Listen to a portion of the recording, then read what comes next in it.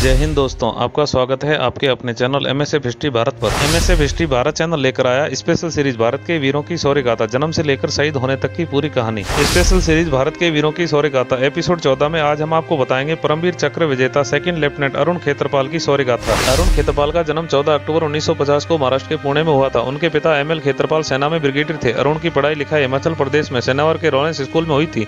पढ़ाई लिखाई और खेलकूद में वो हमेशा अव्वल आते थे और उन्हें स्कूल के होनहार छात्रों में गिना जाता था। अपनी पूरी जिंदगी में उन्होंने स्कूल के आदर्श वाक्य को कभी हार मत मानो को बखूबी निभाया। सन 1967 में अरुण खेत्रपाल पुणे के राष्ट्रीय रक्षा अकादमी में दाखिल हुए। इसके बाद वो इंडियन मिलिट्री एकेडमी के भी हिस्सा बने। 13 जून 1971 को उन्हें 17 पूना हॉर्स रेजिमेंट में कमीशन दिया गया। सेना में कमीशन हासिल करने के महज 6 महीने बाद 3 दिसंबर 1971 को भारत के पूर्वी हिस्से यानी तत्कालीन बांग्लादेश की मुक्ति का अभियान शुरू हुआ था। सन 1965 की भारत पाकिस्तान लड़ाई की तरह इस लड़ाई में भी टैंकों की भूमिका महत्वपूर्ण थी। अरुण खेत्रपाल पंजाब में पश्चिम सीमा पर तैनात थे। सकरगढ़ सेक्टर के बसंतर की मशहूर लड़ाई को कौन भूल सकता है। भारत और पाकिस्तान किसी तरह से सामरिक तौर पर महत्वपूर्ण इस सेक्टर पर अपना कब्जा जमाना चाहते थे। सकरगढ़ बॉर्डर पठानकोट जम्मू हाईवे से महज 10 किलोमीटर दूर था। भारतीय फौज पाकिस्तान के अंदर 10 किलोमीटर तक घुस गई थी। सेकंड लेफ्टिनेंट अरुण खेत्रपाल इस लड़ाई में सेंचुरियन टैंक फम गुस्ता की जिम्मेदारी उनके पास थी। जमीनी स्तर पर 17 पूना हॉर्स को रावी नदी की सहायक नदी बसंतर पर पुल बनाना था। 15 दिसंबर की रात में इस समय को आसानी से भारतीय फौज ने पूरा किया।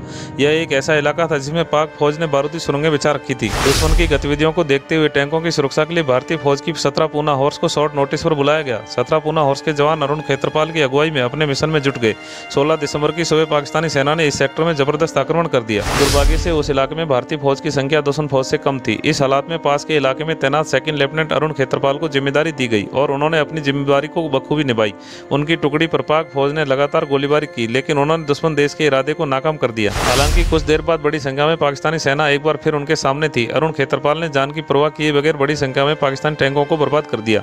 हालांकि उनका खुद का टैंक निशाना बना, जिसे आंशिक तौर पर नुकसान हुआ। खेत्रपाल की जान पर खतरा देखकर उनके बड़े अधिकारी ने तत्काल जलते हुए टैंक से हटने का आदेश दिया, लेकिन उन्होंने विनम्रता से आदेश को ठुकरा दिया और कुछ इस तरह से जवाब दिया, नहीं सर, मैं अपने टैंक से नहीं हटूंगा। मेरे हथियार अभी भी काम कर रहे हैं और मैं सबको तबाह कर दूंगा। अदम्य साहस दिखाते हुए दुश्मन के टैंकों के करीब पहुंचकर उन्होंने एक बार फिर मोर्चा संभाला और पाकिस्तान के अंतिम टैंक को बर्बाद कर दिया। इस दौरान उनके टैंक पर एक बार फिर हमला हुआ, लेकिन कहा जाता है कि दृढ़ इच्छा शक्ति ही सबसे बड़ा हथियार होता है और अरुण खेत्रपाल ने उस जज्बे को बनाए रखा और पाकिस्तान का मुंह तोड़ जवाब दिया। जिस दिन यानी 16 दिसंबर 1971 विजय दिवस को पाकिस्तानी सेना ने भारतीय फौज के सामने आत्मसमर्पण किया, उस दिन देश के इस वीर सपूत ने अंतिम सांस ली।